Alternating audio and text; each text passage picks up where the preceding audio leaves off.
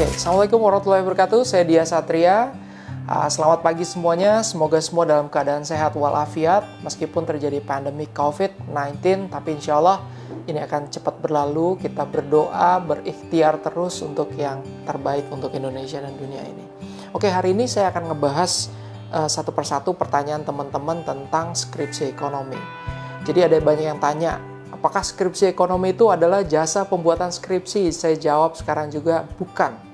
Kita tidak mencari profit dari skripsi ekonomi. Skripsi ekonomi ini kita lakukan, kita gunakan untuk membantu teman-teman yang sedang mengerjakan skripsi. Dan tidak ada biaya apapun yang kita minta dari teman-teman untuk bisa ikut dalam proses ini. Gitu ya. Ya, kita cuma minta insya Allah doa dari teman-teman supaya kita diberikan kesehatan selalu. Gitu ya. Oke. Ada beberapa pertanyaan dari Instagram yang mungkin baru sempat saya jawab ya. Mohon maaf, tapi saya akan coba jawab pertanyaan yang pertama dari P Dimas983 tentang membuat skripsi yang baik itu dari bab 231. Bukannya kita mencari fenomena dulu. Ini pertanyaan yang sangat bagus dan sering sekali ditanyakan oleh mahasiswa. Saya sepakat sama kamu, kita cari fenomenanya dulu. Misalnya, kita lagi ada dalam kondisi revolusi industri 4.0 dan terjadi situasi yang namanya peer-to-peer economy, sharing economy. Itu fenomena yang terjadi sekarang. Peer-to-peer lending dan lain-lain. Oke, betul. Kita cari fenomenanya dulu. Tapi kita tidak bisa melangkah di fenomena ini untuk jadi langsung skripsi sebelum kita menemukan kajian teoritisnya atau literatur reviewnya. Sehingga ketika kita tidak menemukan kajian teoritis atau literatur reviewnya, pasti akan sulit buat teman-teman untuk melanjutkan skripsi ini ke depan. Oke, jadi menurut saya fenomena dulu tepat ya, tetapi fenomena untuk bisa menjadi skripsi itu harus kita cek dulu di 231. Cek dulu ada nggak sih literatur reviewnya. Kalau nggak ada, Anda harus berpikir dua kali apakah tema ini bagus untuk kita jadikan bahan skripsi. Nah, kadang-kadang kalau ini sih untuk permasalahan di teman-teman yang S2 yang biasanya sudah kerja gitu ya. Nah, biasanya kalau teman-teman yang udah kerja itu biasanya sudah punya informasi teknikal, jawaban tentang apa yang terjadi di lapangan. Dan itu biasanya mereka angkat jadi bahan skripsi. Wait atau bahan tesis. Wait, tunggu dulu. Kenapa? Karena kita berharap seperti ini. Jadi kalau skripsi itu kan melakukan penelitian. Anda harus istilahnya mengimajinasikan bahwa Anda itu adalah gelas kosong yang tidak boleh diisi apa-apa dulu. Gitu ya, supaya ketika proses research ini berjalan Anda menemukan sebuah finding baru. Tapi kalau di awal Anda sudah menemukan finding baru dan mencari metode, dan ketika hasilnya berbeda dengan apa yang Anda pikirkan sebelumnya, ini akan benar-benar merusak penelitian Anda. Jadi, apa hal yang paling tepat yang bisa kita lakukan di awal sebelum kita memulai skripsi adalah kita cari beberapa insight, beberapa video, beberapa news, artikel kita baca semuanya, kira-kira apa topik yang paling kita pengen untuk kita teliti. Itu tahapan pertama. Tahapan yang kedua, sebelum ini menjadi sebuah proposal atau ide penelitian, maka yang Anda harus pikirkan adalah 231. Searching di scholar.google.com, apakah ada penelitian yang quite similar dengan apa yang ingin Anda lakukan. Semakin banyak, semakin mirip yang Anda temukan di Google Scholar atau di database jurnal apapun dengan apa yang ingin Anda lakukan, itu akan mempermudah. Jadi bukan berarti fenomena tidak bisa dilakukan itu sebagai skripsi, tapi kita ingin mencari sebuah rute yang paling mudah, paling simple, paling cepat untuk Anda bisa menyelesaikan skripsi dengan baik. Oke, jadi fenomenanya betul. Apa kira-kira yang ingin Anda cari, kemudian Anda cari literatur reviewnya. Nah, biasanya kalau literatur review di 2, saya cari, ya nggak usah banyak-banyak deh, 1 dulu yang paling relevan dengan apa yang Anda ingin lakukan. Paling relevan itu ngeceknya gimana, Anda baca berulang-ulang dan research questionnya. Ini research questionnya kurang lebih sama, atau problem statement, atau rumusan masalah. Ini kurang lebih sama dengan apa yang saya pengen. Nah, kalau Anda sudah menemukan itu, Anda cek metodenya, kira-kira metodenya bisa Anda lakukan, visible gitu ya. datanya tersedia, go ahead. Ya, jadi seperti lari maraton, di awal penelitian skripsi Anda, jangan cepat-cepat dulu. Anda harus pelan-pelan untuk bisa menentukan kira-kira ritme seperti apa yang akan Anda lakukan ke depannya. Oke, good luck untuk Dimas ya. Selanjutnya ada pertanyaan lagi dari siapa ya? Saya cek lagi. Oke, sebentar. Nah, ini juga nanya ini. Bisa mengerjakan skripsi saya nggak? Kita nggak bisa mengerjakan skripsi kamu. Kamu harus kerjakan skripsi kamu sendiri ya. Dan kita akan membantu memberikan tips dan trik, link-link informasi yang relevan dengan skripsi kamu. Atau kamu bisa tanya ke kita apa permasalahan yang dialami. Kemudian ada yang tanya, Min, ada nggak referensi judul skripsi? Gitu ya. Anita Meliana. Judul skripsi ada referensi nggak? Banyak sebenarnya ya. Tinggal Anda cari aja di scholar.google.com. Anda pengen skripsi tentang apa? Tentang teknologi keuangan, tentang e-commerce, tentang branding, tentang pertumbuhan ekonomi atau FDI. Ya, biasanya penelitiannya ingin menganalisis faktor yang mempengaruhi foreign direct investment atau PMI yang ada di ASEAN atau di Asia Timur atau di ASEAN plus 3 misalnya kayak gitu. Itu juga bisa jadi sebuah judul. Tinggal passion Anda di mana ya. Jadi judul itu banyak banget referensinya ya. Anda bisa diskusikan, Anda juga bisa DM kira-kira jurnal ini atau judul ini relevan atau enggak ya. Kemudian ada pertanyaan lagi. Boleh tanya ada contoh skripsi tentang analisis produksi penjualan? Kita nggak punya ya. Oke, kemudian ada pertanyaan lagi. Hai Min, boleh nanya-nanya tentang skripsi nggak? Oke, Min mau tanya dong, aku tuh disuruh dosbing, ya dosen pembimbing aku bikin bab 4 gitu. Nah, aku bingung cara olah data itu maksudnya gimana? Nah, gimana ya, saya juga bingung ya. Tergantung metode yang kamu pakai apa untuk menjawab rumusan masalah. Model analisisnya, apakah menggunakan analisis regresi biasa? Apakah menggunakan regresi dengan panel data, menggabungkan cross section atau time series, atau menggunakan time series analysis, ya, atau misalnya menggunakan survei, data-data survei dengan menggunakan smart partial least square atau structural equation modeling. Nah ini tinggal nih, gimana nih? Saya kalau mendiagnosis seperti ini agak susah karena yang saya sampaikan di awal adalah mulai dari bab 2, bab 3, bab 1, bab 3-nya harus di-define nih. Gimana bisa sampai bab 4 kalau bab 3-nya dia nggak tahu gimana caranya mengolah data. Oke? Oke, mudah-mudahan kamu bisa lebih banyak baca lagi. Oke? Saya kan mau ngambil konsentrasi manajemen keuangan dan saya milih topik tentang nilai perusahaan. Menurut kakak ya, topik itu bagus nggak? Oke, topik itu bagus depend, tergantung pada, kalau saya punya mahasiswa tergantung jurnal acuan kamu itu punya kredibilitas apa enggak. Itu yang saya ini kan ya pertama kali. Karena untuk level S1 saya pikir at least dia sudah mensitasi atau menggunakan referensi yang bagus. Nah biasanya mahasiswa saya itu saya paksa untuk mencari jurnal at least di Q4 skimago.gr. Nah skimago.gr itu untuk mendefine apakah jurnal ini punya kredibilitas Scopus atau enggak. Nah yang paling rendah Q4. At least kalau dia mereference dari Q4 ya, saya pikir itu bagus. Jadi menurut kakak topik ini bagus, it's depend. Tentang nilai perusahaan, value perusahaan itu it's depend juga bagaimana metode yang kamu pakai, case-nya itu di mana, kemudian apa yang menarik dari penelitian kamu, apa perbedaan penelitian kamu dengan penelitian sebelumnya.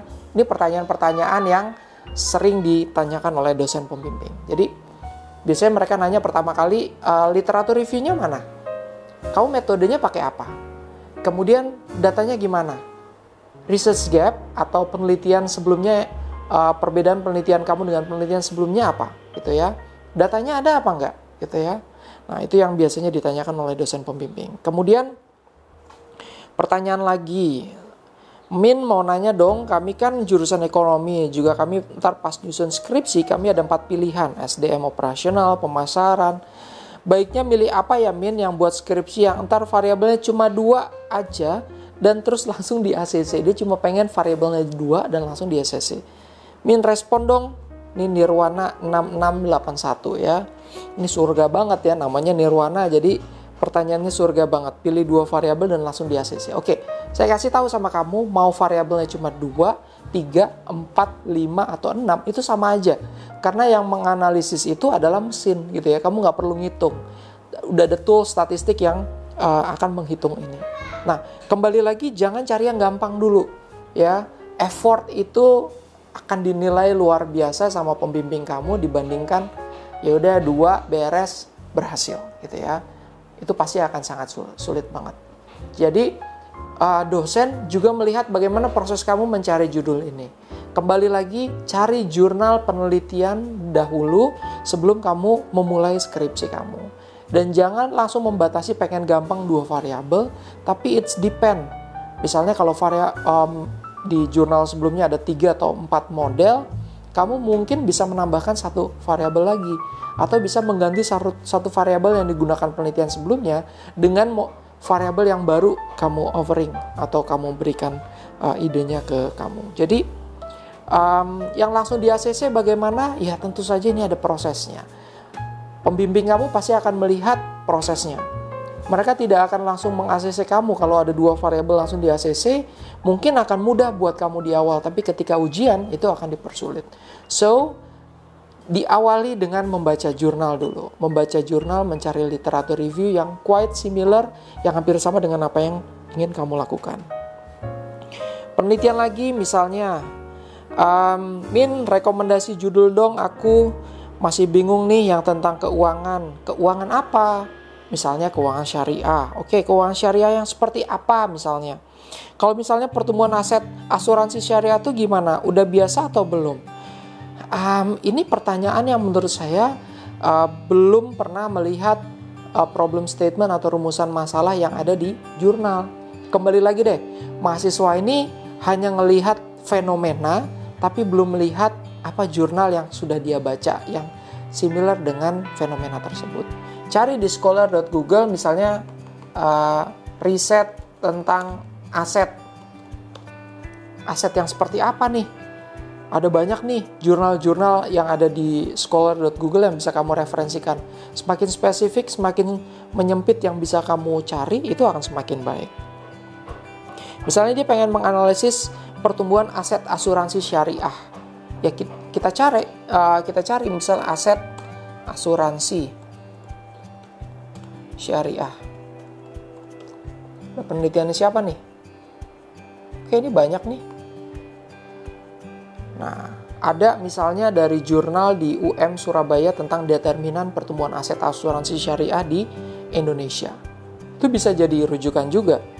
Gitu, misalnya Anda ingin menganalisis sebuah pertumbuhan aset asuransi syariah yang misalnya juga punya lembaga konvensional. Sehingga ketika dia punya lembaga konvensional juga dikasih dummy variabel 1 misalnya kayak gitu. Ada nggak sih perbedaan antara aset asuransi syariah yang punya konvensional juga sama yang pure syariah misalnya? Itu bisa jadi ide penelitian kamu. Misalnya pertanyaan selanjutnya, Kak, kalau mau angkat topik fintech yang kuantitatif selain analisis perbedaan laba sebelum dan sesudah era fintech, soalnya kalau perbedaan itu hanya sekedar membandingkan saja gitu, Kak. Nah, gini, kalau penelitian Anda tentang fintech atau financial technology, saya pastikan Anda akan sulit untuk mencari data perusahaan fintech. Data keuangan perusahaan fintechnya pasti akan sangat sulit. Dan yang sangat mudah untuk dilakukan adalah survei kepada customer pengguna fintech. Jadi, kalau pengen ke fintech atau startup, saya sarankan Anda lebih pada menganalisis cara survei kepada customer pengguna fintech atau pengguna startup. Tapi kalau menganalisis perusahaannya, saya yakin nggak banyak perusahaan-perusahaan fintech mau membuka laporan keuangan mereka atau laporan perusahaan mereka. Oke, saya mau bertanya dengan uji LM test sebagai alternatif pengganti uji autokorelasi. Oke, ini sebuah berita bagus juga. Alhamdulillah saya punya teman di statistik di Universitas Brawijaya, Mbak Ana. Dia juga PhD dari Monash University yang akan menjawab pertanyaan-pertanyaan. Kita udah kumpulkan 20 pertanyaan tentang panel data. Saya akan berikan linknya kepada Anda. Jadi kalau ada pertanyaan tentang panel data, saya akan kasih link ke website www.diasatria.com. Di AZ Skripsi Anda bisa baca pertanyaan question and answer tentang panel data. Oke. Kemudian selamat sore, apakah ini menyediakan jasa skripsi? Dari Vincent Sujana. Saya bilang kita tidak menyediakan jasa skripsi dan kita tidak mencari uang tentang skripsi. Ya, saya dosen di Fakultas Ekonomi dan Bisnis Brawijaya.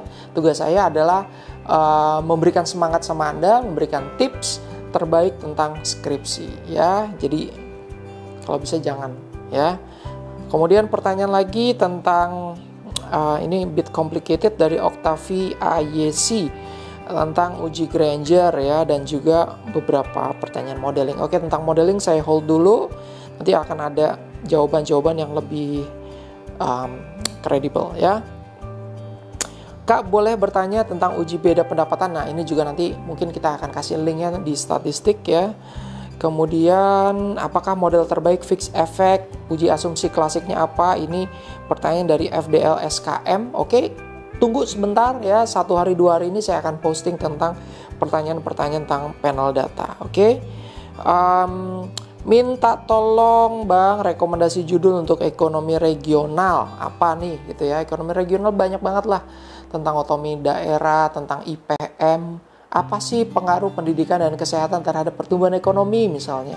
Apa sih pengaruh wilayah-wilayah yang sudah menerapkan smart city terhadap pertumbuhan ekonomi di kota kabupaten, misalnya di Jawa Timur, di Indonesia, dan lain-lain. Anda bisa menggunakan panel data ya. Oke, Muslim Al-Fikri, banyak banget judul-judul yang bisa kamu kembangkan. Bagaimana pengaruh pajak daerah terhadap indeks pembangunan manusia dan lain-lain. Cari teorinya ya, Anda kembangkan.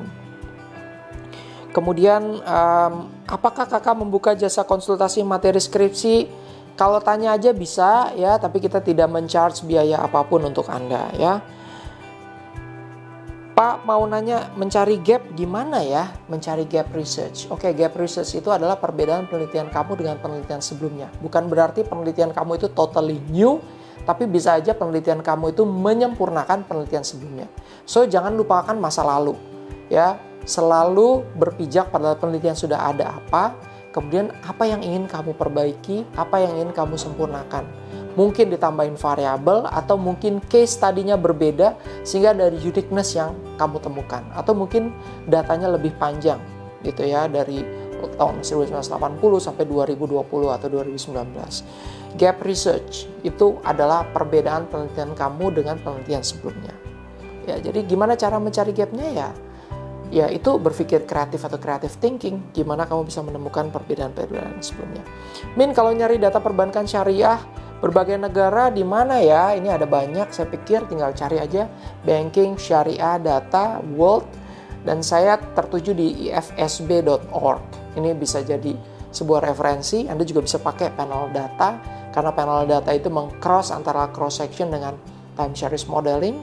Misalnya Anda butuh gimana caranya running data panel dengan Stata, cek ResearchGate saya, atau silakan download buku AZ Skripsi saya di ResearchGate.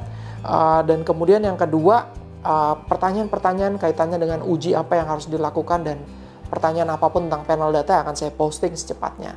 Oke, saya berharap Anda mendapatkan manfaat dari diskusi ini, dan mudah-mudahan apa yang kita lakukan dengan skripsi itu akan memberikan sebuah proses yang cepat sehingga Anda bisa lulus, Anda bisa kerja dengan baik dan punya peran yang sangat besar terhadap bangsa Indonesia.